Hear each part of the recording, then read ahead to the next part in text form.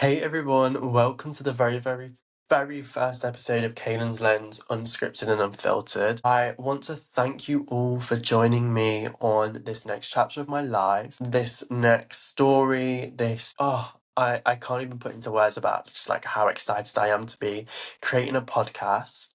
And I kind of want this podcast to sort of be not just law-based, which parts of it are, but just really about life in general, ambition, mental health, money to gym, like anything lifestyle related and health and wellness. I really want this podcast to just delve into like the messy, complex, and really heavy parts of uni life because this is just something that I don't feel like anyone is speaking about or anyone that I can see speaking about it. And so for me, I really want to treat it more of a conversation, not just me talking at you, which it kind of basically is, because that's what a podcast is, let's be real, but more of a conversation between us. So today's introductory episode is about me opening up about just who I am, where I've come from, why I'm wanting to create a podcast, and throughout just giving you like small snippets of what to expect throughout this first season of Kalen's Lens. And my hope is that as I share my lens, you'll start to begin to really, when you just want to reflect on your own. So the first thing I kind of want you guys to like think of is what chapter of your life are you in right now? And are you living it intentionally? Or are you just drifting from your core? So, for those that don't know me, I grew up in a small Midlands town in the UK called Coalville. And if you know it, you'll pretty much know there's absolutely nothing there apart from charity shops and barber shops. And yeah, that's pretty much it. There isn't anything going for the place. It's pretty much just more of a safe, predictable. If you just like predictability and just want to go by your day by day, like normal, then that's probably the place for you. But it's a place where ambition dies. And I don't mean that in a bitter way, because like I have friends there that still live there and love it deeply. And family, all my family still live there, but I knew that from an early age, if I had stayed in Coalville, I would shrink, and I cannot shrink. Anyone like need to keep growing and investing and learning about myself, and like if anything from going to uni has taught me, it's that you cannot grow in the same environment that's destroyed you. And for a lot of people, I understand like the hardest step isn't moving forward, it's actually stepping away from your friends, stepping away from family. But you have to do it to really just find yourself and unlock so much happiness within. So let me ask you the same thing. Like, are you in an environment? Is your hometown somewhere that stretches you or one that just keeps you small? Growing up in Coalville, I wasn't the kid. I tried to be. I really wanted to be, but I just wasn't. I wasn't popular. I was confident when I was in primary school, and then I hit secondary school, and that just vanished. I was bullied. I was like picked upon. Like every part of like my appearance was like drawn apart off. And it was just, for me, it was just more of a constant reminder that I was different. And it really made me like question my worth, not just in school in general, but outside of school, like in interactions with family, friends. It really made me question like, what am I doing here? But like, what is my value? If I'm just like not this perfect person and I have all these flaws that everyone said to me. So for me, my way of dealing with that was burying myself in schoolwork, and it was like my way to earn respect from everybody else. And in that process, I completely lost who I was. Like anyone that knows me, like I used to love performing arts, and like Spotlight was like the performing arts thing in my primary school, and that was everything that I loved. But because I was like, I'm different and like, what is my worth? I was like, I need to switch this up. And so I buried myself in my schoolwork. So my routine was like, I'd go to school, I'd come back, I'd do my homework, and I'd spend my whole evening doing schoolwork. And then it was like, I go to bed. And that was my routine for like all the way through high school, all the way through A levels. And for me, it was like, that is my way to earn respect, even if it just meant I lost myself completely. And so it kind of allowed me to, and looking back, it really, really made me think like achievement is a mask, but a mask is still a form of hiding. And so throughout that entire period, I was just hiding. So nobody would critique the way that I looked.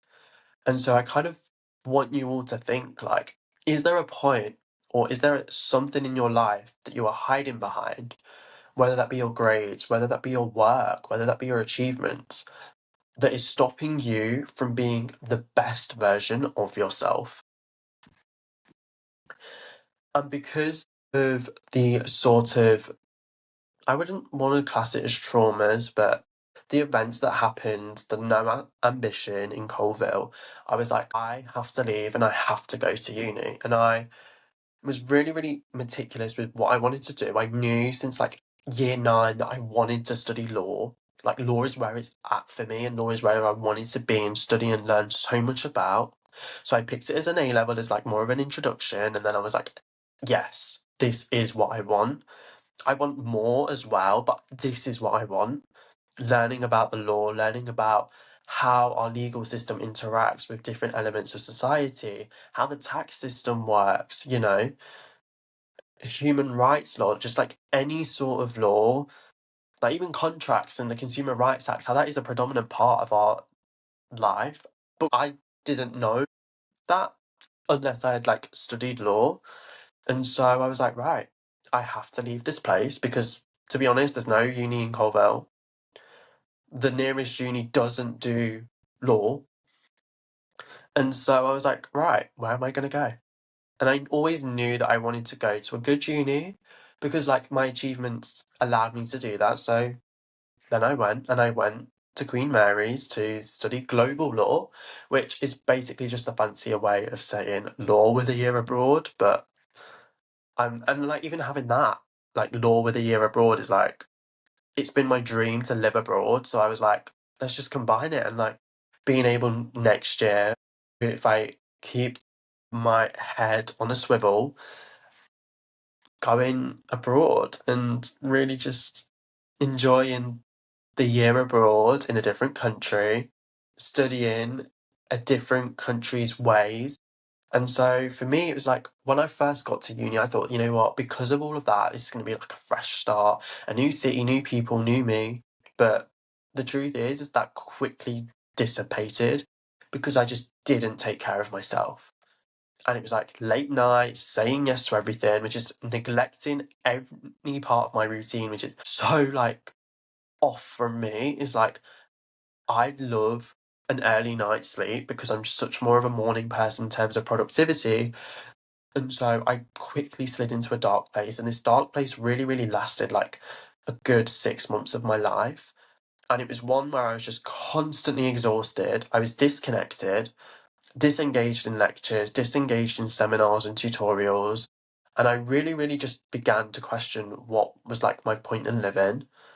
And like that dark time, which really came to a head in like March, where I just was having suicidal idealizations and just really, really didn't want to be alive.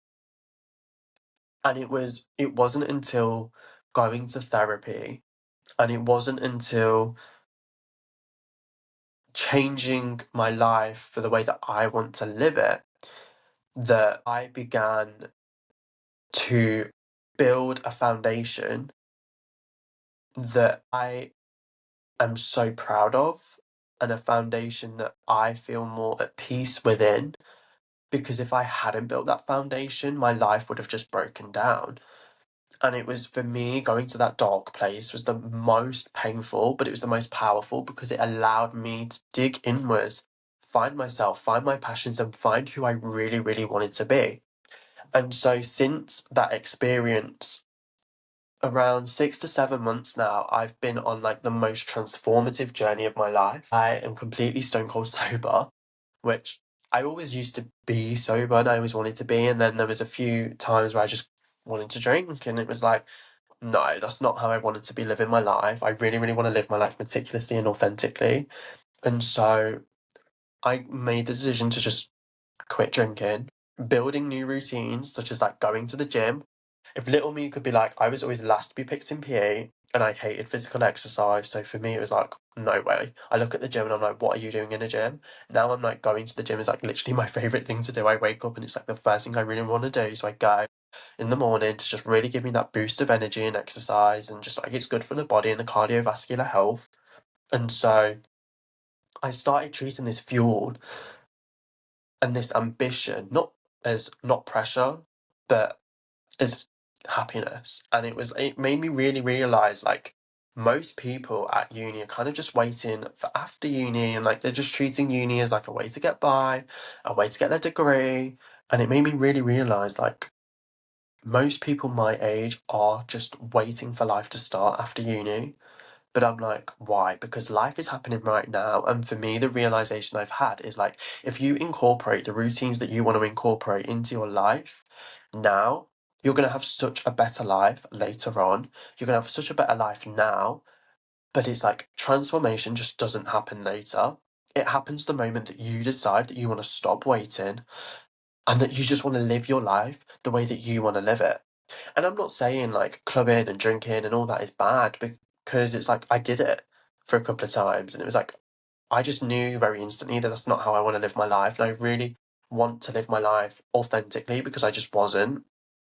And really just live my life to like not the social standard that uni sets, because that's just the norm. Like go out, drink, have a good time. And I'm not saying it's bad, but it's like if that's what you like to do, that's fine because that's you and that's your story.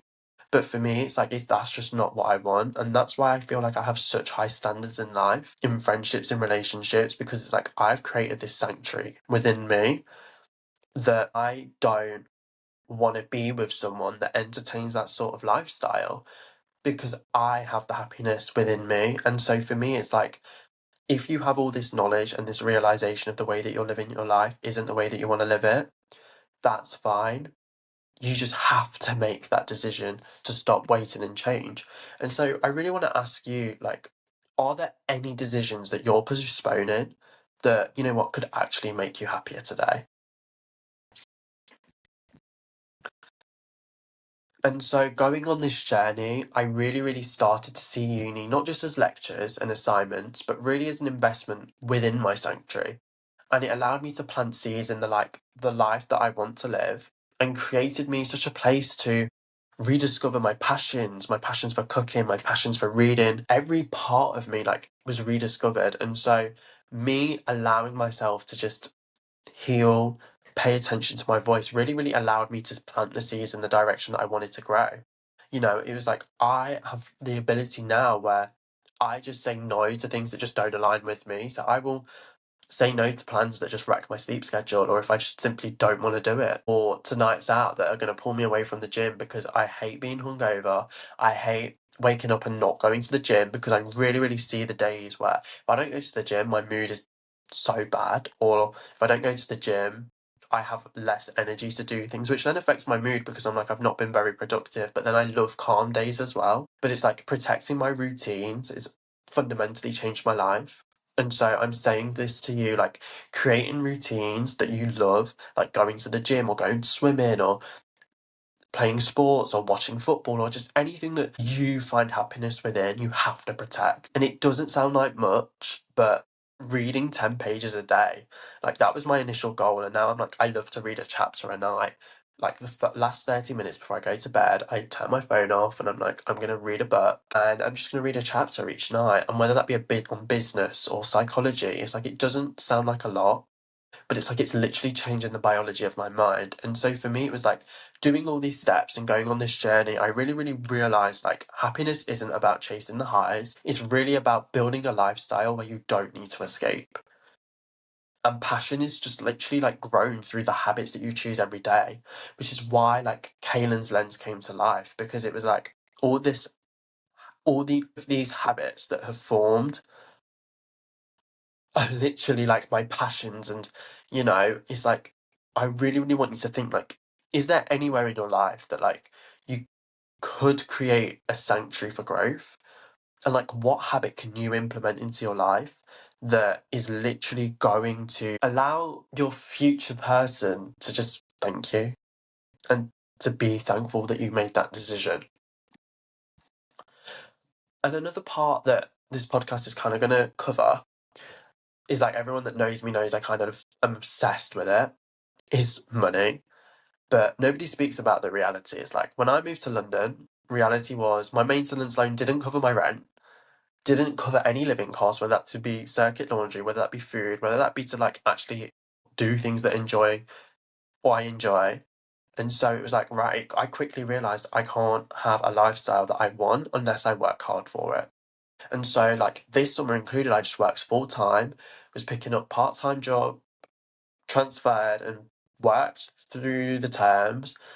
And because of that, it was like I really, really became obsessed with like learning about money, learning about how to actually budget, investments in the stock market, which I can't wait to speak about these three things in like future episodes to come because they are really, really like my passions. And like not just law, but like finance and learning about how to meticulously implement these into my life. Because I was like, I'm not bothered about being rich. I just care more about having freedom and like the freedom to make choices. And so like money doesn't define you, but it can limit your options or expand them. And so I really want you to think like, do you see money as something that controls you or something that you can learn to control? And by me making the decisions to budget, to invest in the stock market, to begin saving for future investments, that was me taking the decisions now at such a young age at 19 to simply just be like, I want to learn to control. I don't want it to control me. And in time with like money, it was like the realization was like at 19, I don't believe in a work-life balance because it's like everything with a balance, I get the picture that everything's equal. But when you're ambitious, you know, not everything can be equal. It's not up to your employer to find you that balance. It's up to the employee or yourself to find that balance. And so some things have to be sacrificed. Like I said, for me, that was like letting go of clubbing, letting go of drinking, and letting go of friendships that just didn't align. And for me, like the moment I stopped chasing balance, I actually began to feel more control because it allowed me to do so much more with my life. Like I went to Rome, I went to Budapest solo, I went to Rome with my mum, and it was like it allowed me to have control over the things that I want to do in life and creating decisions that are intentional and allowing myself to live a life full of intention. And so I really want you to think of like, is there anything that's going off in your life that you need to let go of that creates space for the things that matter to you? And in doing so, it just allowed like the gym to become a sanctuary and going 6 days a week for 5 a.m. sessions. And it wasn't the physical part. Like I'm really just not bothered about muscle and, you know, growth. I'm really more, for me, it was more the mental side because it was like every rep was building confidence and discipline. It wasn't the motivation, it wasn't the hype, but it was for me showing up when you don't want to. It was like, even this morning, I was like, I woke up at 1:30. I was like, I don't want to go to the gym. I just don't want to do it to myself because my legs were slightly hurting. And I'm like, shut up. And it was telling that sort of voice in my head, that bitch voice, like so many people refer it to, that shut up, I'm gonna go. And honestly, that was like the most painful session I've ever had. But it was like, it was everything because it was like the mental reminder, like I am building confidence and discipline and showing up even when I don't want to. And for me, it's like discipline's what's kept me going. And for me, it's like if I can tell anyone over anything, like taking care of your health and your wellness is going to do absolute benefits for your entire life. And so for me, it's like, I really want you to think like it's all in your hands. So where in your life, and I don't mean this to apply this just to the gym, but like where in your life are you just waiting to be motivated to do something and you just love to procrastinate? And where is it that you actually just need to build discipline and taking small steps, as the book Atomic Habits refers to, that allows you to implement it and become such a fundamental part of your life? And, you know, in doing so, I've realized that my screen time has drastically reduced, and like I still would occasionally scroll through like TikTok Instagram reels, and uni looks like it's parties and big friend groups and then there's vibes, but like I feel like nobody speaks about the truth. And that for so many people it's lonely and it can just be so overwhelming. You're getting fed all this information, you're like, what on earth do I do with it? And it just feels like you're the only one that's not living the highlight reel or the movie. And so I really want you to just realise, like, if you're in your first year or your second year or third year or you're considering uni and you're like, that's not for you, don't measure your reality against someone else's highlight reel because that's not your life. The way that you're living your life is to be the most authentic that you can be. And so I really want you to like even think like it's just not going to be what it looks like. And that's reality. It's going to create so much more magic within you if you take that time to really invest within yourself.